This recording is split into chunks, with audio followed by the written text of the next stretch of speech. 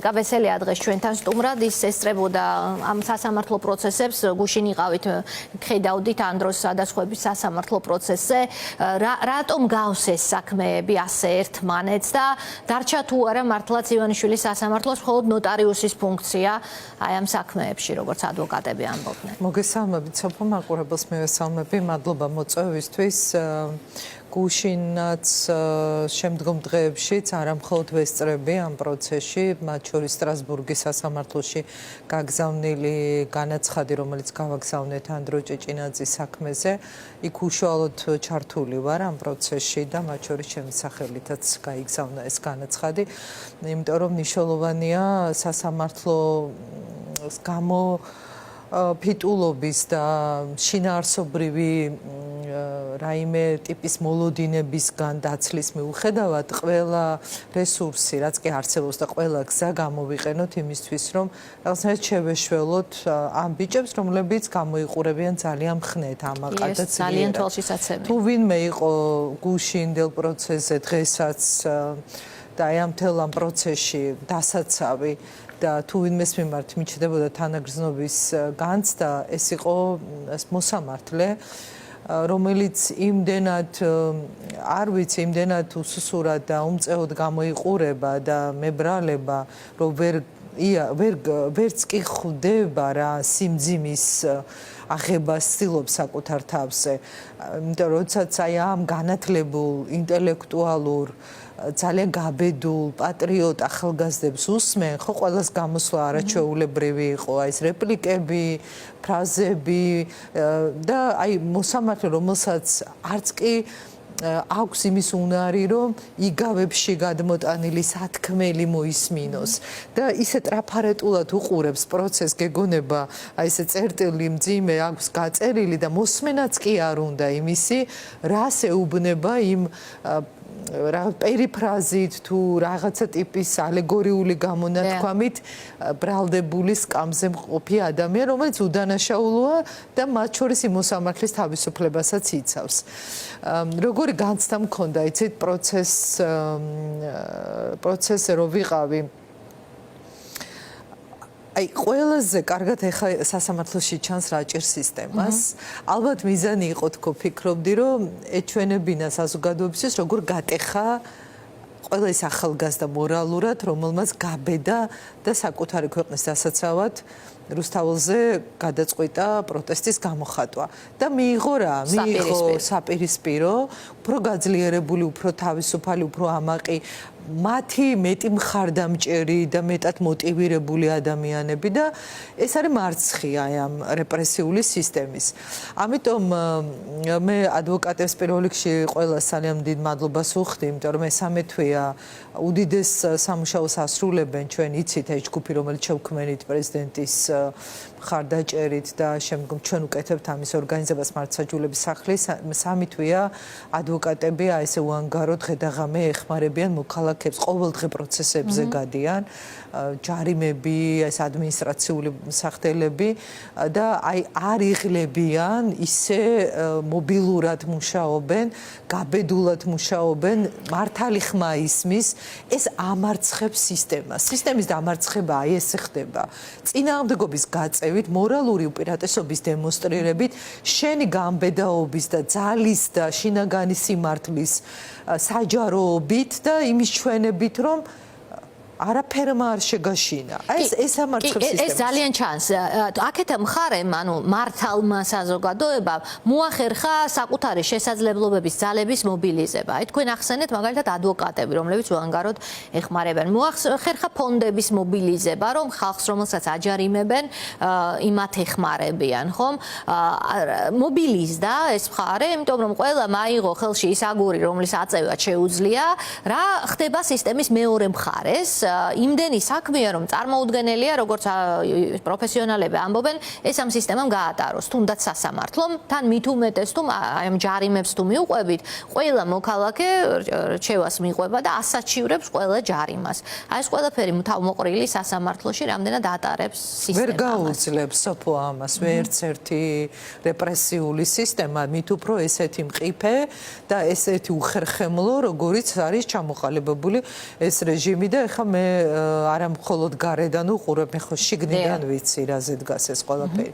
ეს იმაზე ბევრად უფრო მყიფეა და სუსტი ვიდრე ვინმეს წარმოუდგენია და სხვა შორის ვიდრე იყო წინა რეჟიმი. ამიტომ ამას ვერ გაუძლებენ.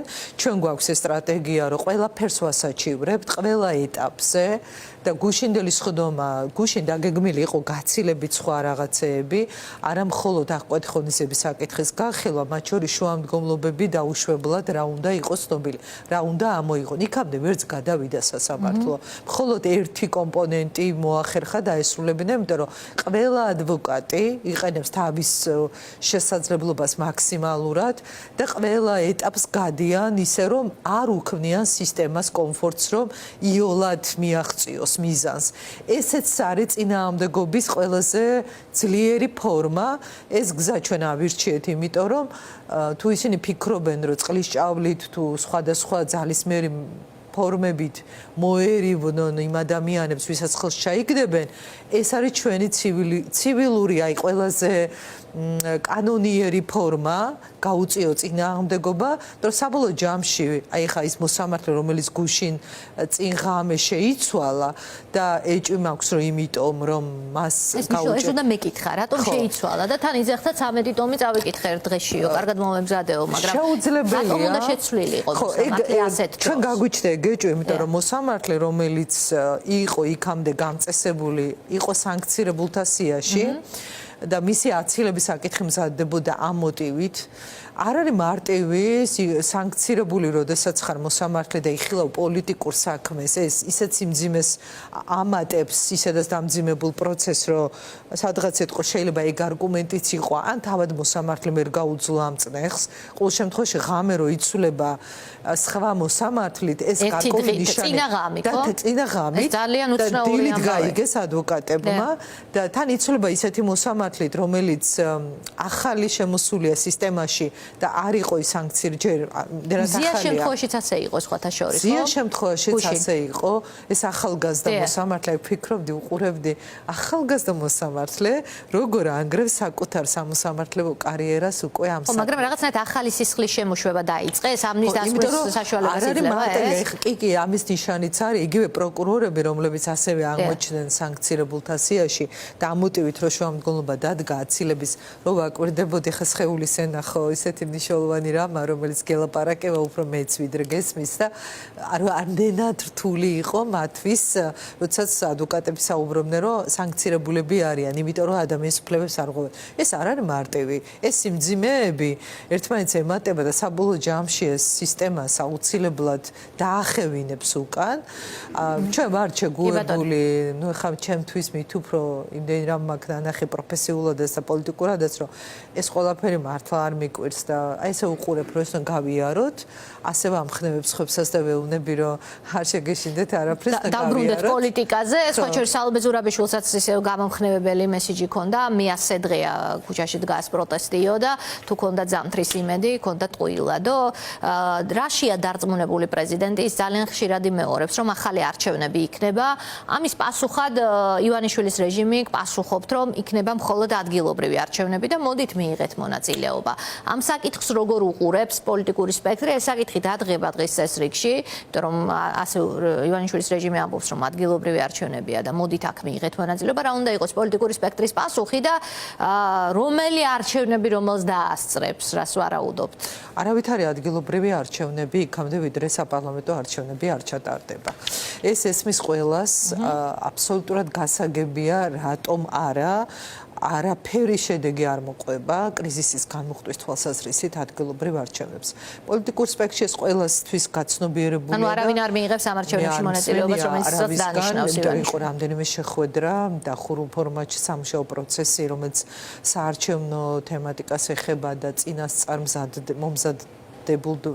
უკვე მომზადებულ შემიძლია ვთქვა დოკუმენტს, სადაც ძალიან მალე პრეზიდენტი თავად დაგეგმავს როდის და როგორი ფორმით მოხდება ამ ყველაფრის დეკლარირება, როგორ პირობებში შეიძლება ჩატარდეს საპარლამენტო არჩევნები, არა ადგილობრივი, არამედ საპარლამენტო არჩევნები.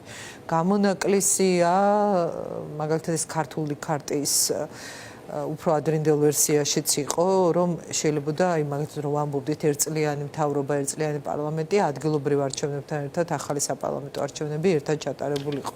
ეს ადმინისტრირების თვალსაზრისით რთულია, მაგრამ ყოველ შემთხვევაში თეორიული დაშვება იყო. ეხლა ამაზეც არ არის საუბარი, ეხლა საუბარია ახალ საპარლამენტო არჩევნებზე კონკრეტული პირობებით და ისეთი პირობებით, რომელიც არ მოითხოვს საპარლამენტო მუშაობას, ანუ საკანონმდებლო ცვლილებებს.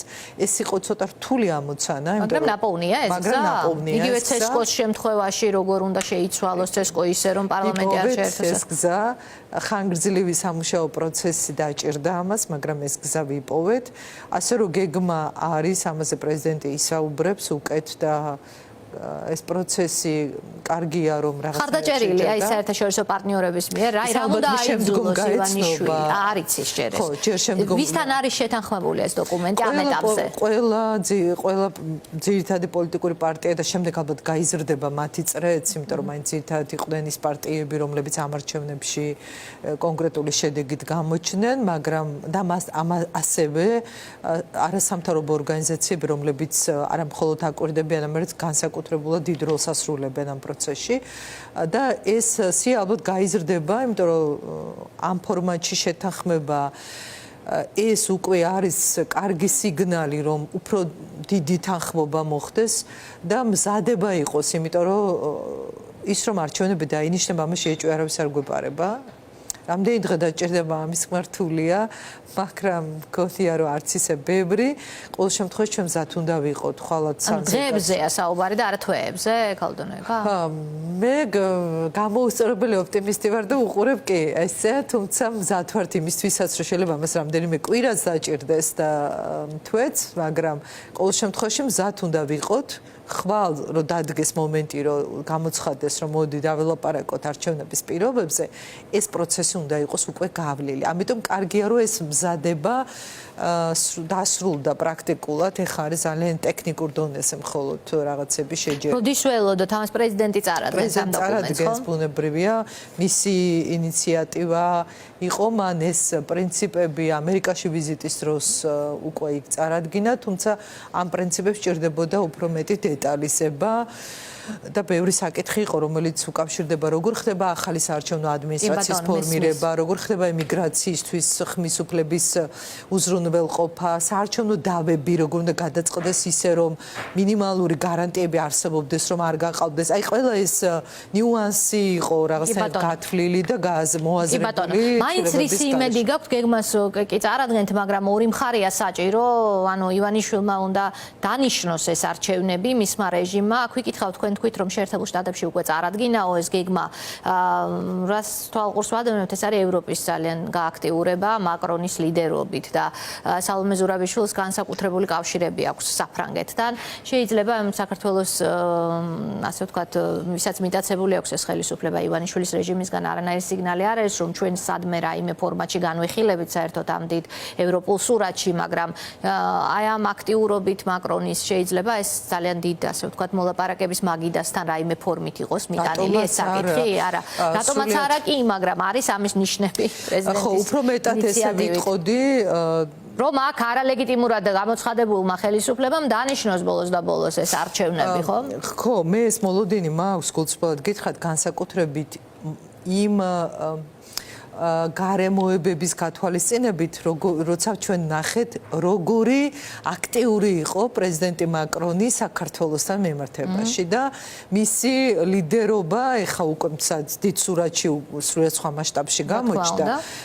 ეს მე პირადად არ მაკვირვებს, იმიტომ რომ ვაკვირდებოდი რა მთელი ეს წლები მის ნაბიჯებს, გაცილებით უფრო ადრე საუბრობდა ის ამ თემებზე. საქართველო არის ევროპის უსაფრთხოების ნაწილი და განსაკუთრებული დამოკიდებულება მისი გამჟღავნდა კიდეც ხო არჩევნების წინა პერიოდში და შემდგომაც. ამიტომ ძალიან მეიმედება ეს პროცესი, ეხლა რაც ხდება ევროპის როლის სრულიად ახალ კონტექსტში გააზრების კუთხით და აქ პრეზიდენტ მაკრონის განსაკუთრებული პოზიციონირება, რაც უდაოდ არის ძალიან მნიშვნელოვანი სიგნალი ყველა თვალსაზრისით და პრეზიდენტი ზურაბიშვილი ძალიან ბევრს მუშაობს ის რაც ევროპელ კოლეგებთან და მისი მუდმივი ეს კონტაქტი და ძალიან კარგი კონტაქტი არის ჩვენთვის კარგი იმპულსი, რომ ის გეგმა, რაზეც საუბრობთ, რაც გვინდა რომ იყოს მხარდაჭერილი, მისი ეს კონტაქტები და შესაძლებლობები ამ მხრივ მე დარწმუნებული ვარ, რომ უთუოდ პოზიტიურად აისახებას, რომ